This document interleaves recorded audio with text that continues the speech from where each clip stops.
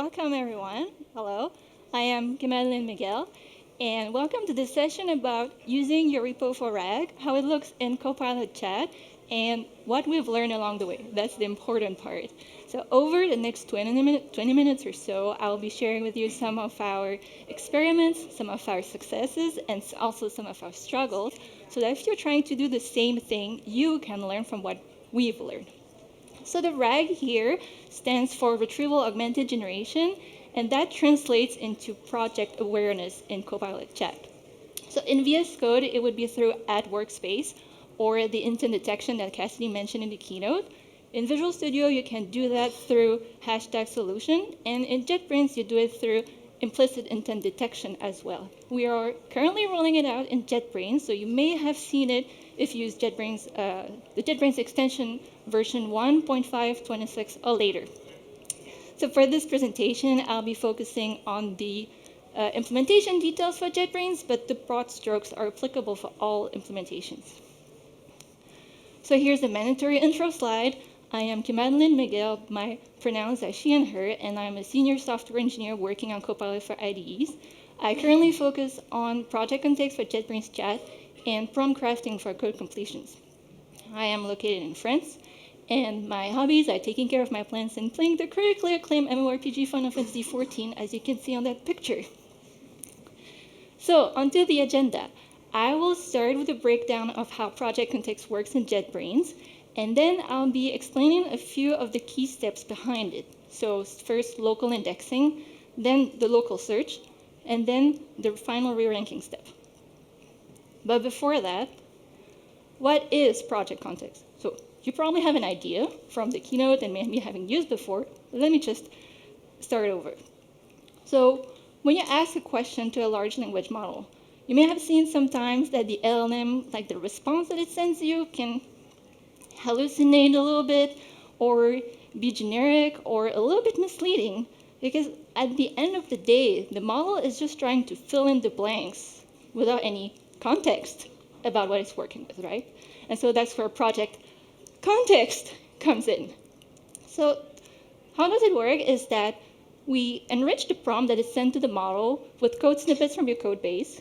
And the goal here is to help ground the model with factual data so that you can reference symbols and constructs defined in your code base, and thus give you answers that are more helpful. So as I said earlier, you can see it in action using add workspace your question, or right now with implicit intent detection. In Visual Studio, it would be through hashtag solution, and in JetBrains, it's done implicitly as well. Originally, in JetBrains, we wanted to ship it with add project, similar to add workspace, but when we shipped it internally, we saw very low usage numbers. By very low, I mean 1, and by 1, I mean me. So we decided to go with implicit intent detection. I checked the numbers this morning, just before the presentation, and today, in the target population in JetBrains Chat, about 11.8% of answers include context using project context. So, of course, not all questions are about your project, but we're always iterating to make it faster and more reliable. Okay, demo time. This is a demo session. It's a live demo, so if it doesn't work, there's a backup, but let's just say it's the demo curse. Which screen? This one's better. So here I have my JetBrains IDE open. I have the chat panel here. I'm in the Cottonx coroutines repo. And I'm going to ask a question using project context. You see that checkbox is ticked here. If you see that checkbox, it means you have it enabled. But if you don't have it yet, you'll get it after Universe. Okay, let me ask a question. Right, so my question here is, how do I add an apply to children flag to coroutine name? This is actually a question I found on the repo. I did not come up with it myself. I'm sorry. Anyway, so we'll see it happen. Notice the little info message here. This is going through, and then I'll talk about it afterwards. Okay, so we have the answer. You can see at the bottom we have using 5 references here. So those are the code snippets from your code base that we found most relevant to the question that was asked. And you can see the name here in the selection range. And if I click on it, it opens. Okay, this was a bad example because it opens on line 1. 243, here we go. So when you open the reference, it points you directly to the code snippet that was actually included in the prompt that was sent to the model. And if I go back to the top here, so we have that info message and collecting relevant project context here to show you that we use project context, and using project context makes the response take a little bit longer. So if you don't want to do that, you can always untick the checkbox at the bottom. All right, how does it work? Well, we have three main building blocks for local project context. First, we have the local indexing step that starts when you open your project in your IDE and when the extension activates. So this happens as soon as you open your project. You don't need to open the chat panel for that. That's the pink step in the top left corner. Left, right, okay. Then fast forward, when the user asks a question, we process the user query, and then we use the result of that to pass it to the first ranking pass there, which will find kind of a wide array of snippets from the local index that we've built earlier. So this is the first ranking pass, the blue group. And then after that, we take that bag of snippets, and then we refine our search through a second ranking pass, which would be the green section there. And we extract the 5 best snippets from those results, insert them in the prompt using the file name, the file path, and the selection range, and we also expose that as references that I showed you just earlier in the demo. So this is kind of a general overview. So if we go one level deeper. Okay, I'm going to go through the same building blocks, but a little bit more technical here. So the local indexing. So when the extension starts up, we start indexing your project, right? So we ask the IDE for a list of files in your project, and for each file, we start tokenizing it using the Microsoft byte pair encoding tokenizer, and then we split each file into chunks of 500 tokens. So this is called fixed size naive chunking, because we just split by number of tokens words. So again, this is done on startup in the background in a non-blocking way. Then we move on to the blue group. You start doing your thing, then you want to ask a question.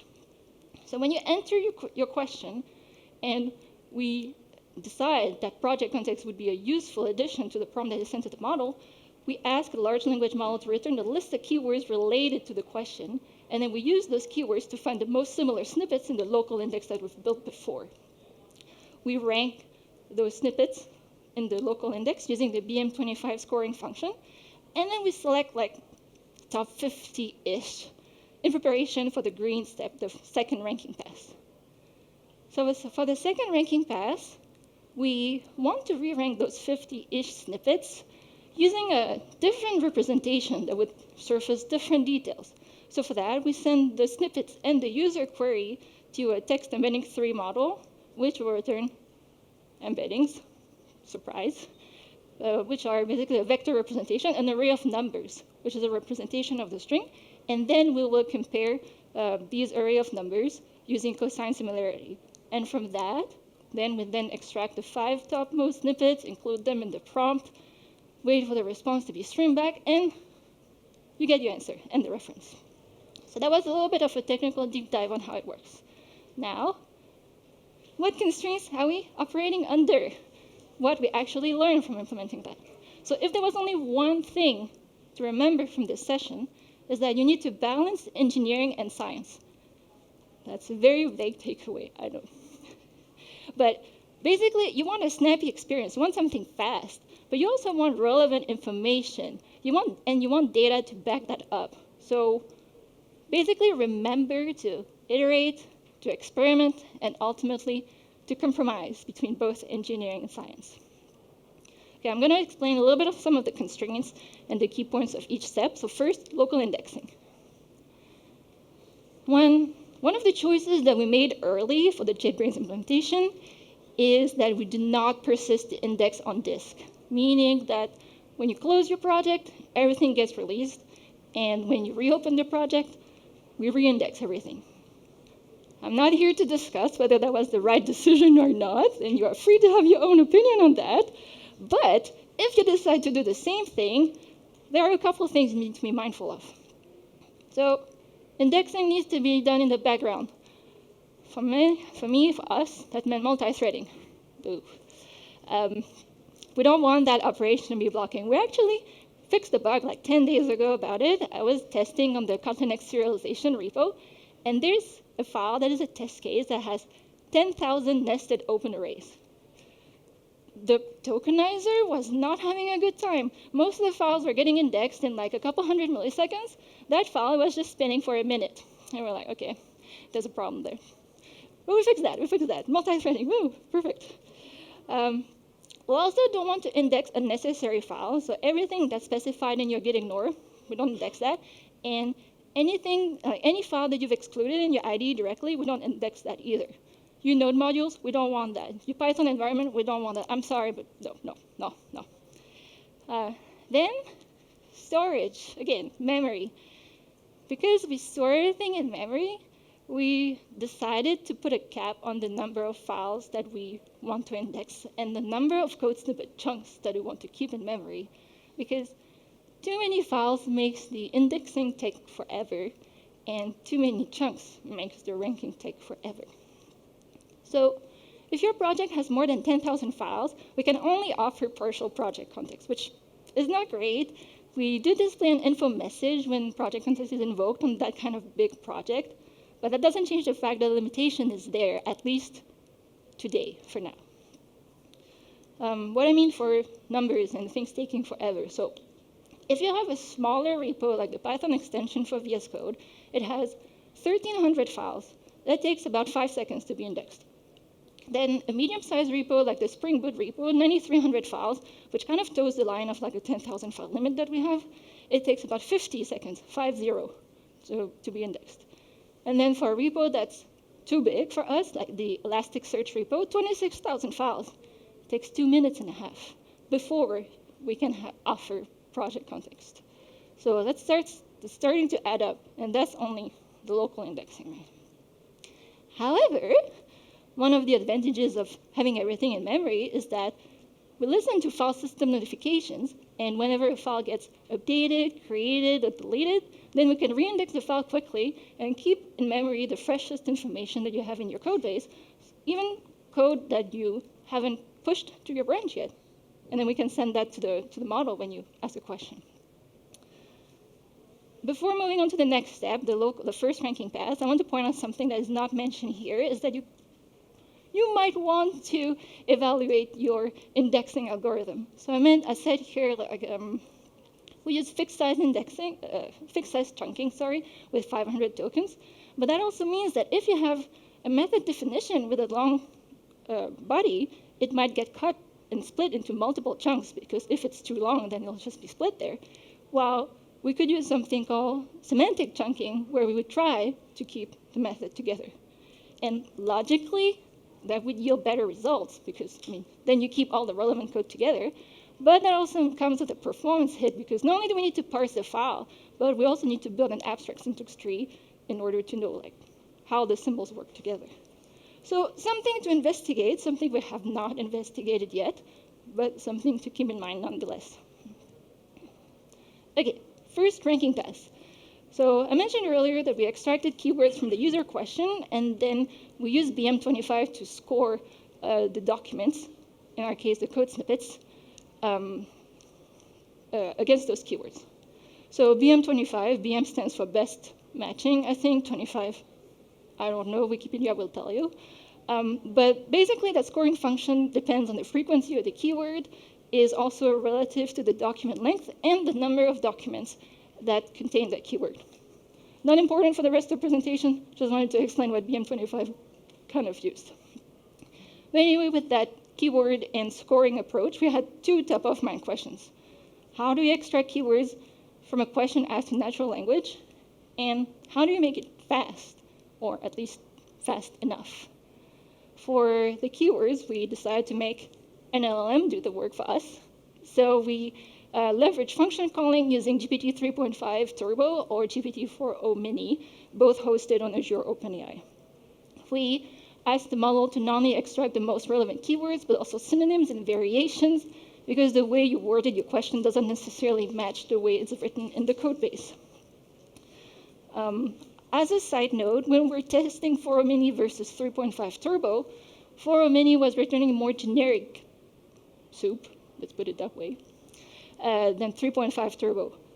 So I guess the moral of the story here is that a model upgrade doesn't necessarily result in an upgrade in your feature, and you kind of need to do some A/B experiment or comparison when you swap models.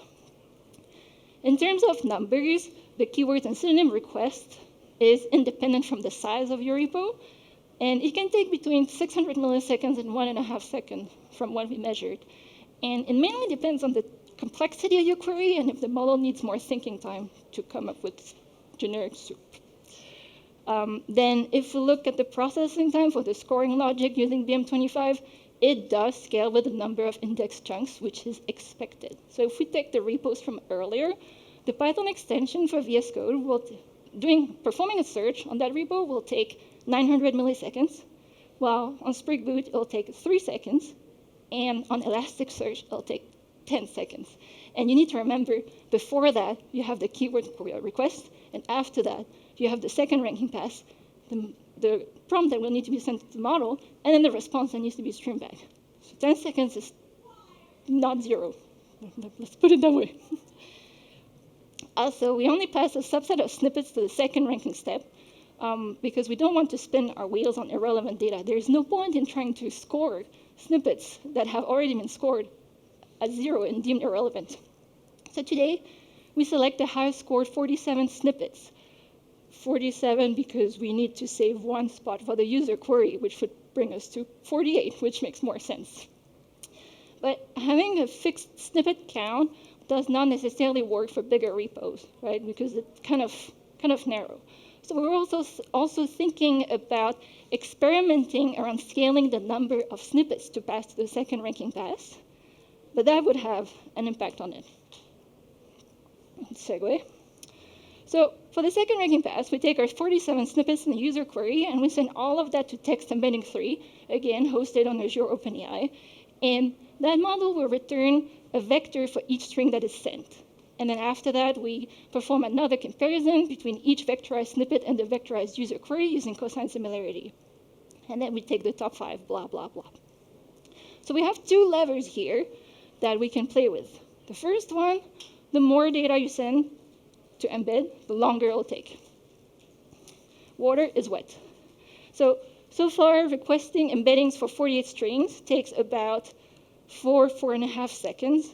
And so that's why we floated around the idea of scaling the number of snippets, because it doesn't need to be that long for smaller repos. And for bigger repos, it might take longer. It will take longer, but it might help get better results. Then the second button we can play with, the second knob we can play with, is the vector size. So by default, text embedding 3 will return vectors of 1,536 dimensions, so arrays of that many numbers. And this value is adjustable. There is a dimensions parameter that you can send to the model to have it return arrays with fewer dimensions, but that results in an accuracy cost on our end afterwards. So we notice with that many dimensions, 1,536, it takes 5-6 seconds to get a response for 48 strings. And on the other end of the spectrum, 512 dimensions, it takes 3 seconds. So a third of the dimensions, half of the time. But the problem is with 512, the ordering of the vectors at the variant was different. So the results that were returned afterwards were also different, and not in a good way, before you wonder. So we decided to go with, cut it in the middle, and we decided to go with 1,024 dimensions, which speeds up the default time to 4.5 seconds, and also doesn't have a dramatic impact on the ranking output. Okay, so we got our vectors, we sort them, and then we select the top 5 to include in the prompt, with some exceptions, which is like the bottom right, bottom left point here. If you have files under content exclusion policies, we do not include them because they don't exist in Copilot's world. Technically, we'll filter them out during the indexing process, because if they don't exist, then why bother? But we also perform another check at prompt crafting time just to be safe. And again, we display references to the files and the code snippets that were included so that you know what we actually inserted into the prompt. And yeah, with that, our job here is done. It took a little bit of processing, a few round trips over the internet, and a non-zero amount of waiting time. And we understand that people don't necessarily want to wait for that. So that's why we display the info message that you saw earlier about responses that can take a little bit longer. And we also allow users to opt out of a project context because sometimes you don't need it. Also, let me show you something. If you know which files are useful, you can add files references directly, if I can find my cursor. You can add files references directly here. If I drag and drop it to the box, I did not drag and drop it into the box. Pretend that it works. And if I open the plus here, it opens a file picker where I can select a file, and it will be added directly to the context that will be sent as part as your prompt. So if you already know which files you want to add to the prompt, you can include them there, and they will be added to the prompt that will be sent to the model, and that is available without project context. You can use it whenever. At the end of the day, we want users, we want you to use project context so that we can improve it, but we also don't want to force it down on people if it's awful and counterproductive. Let me switch back to the presentation. We're almost done. So I said earlier, if there was one thing to remember from the presentation was to balance out engineering and science. Well, if there were 3 things to remember, here's a slide for you. First, building blocks for project context, local indexing, local search, and then a re-ranking pass using embeddings. And then the balance between engineering and science, like some kind of healthy tension, because they feed into each other, right? So if you go and implement something new on one side, make sure to check the impact it has on the other side, and also make sure to have a baseline you can compare against, because any change is not necessarily a good change. And then, last but not least, don't forget about the users, because ultimately we all want the product to be helpful and successful so that you can do more during your day. And with that, thank you so much for being here.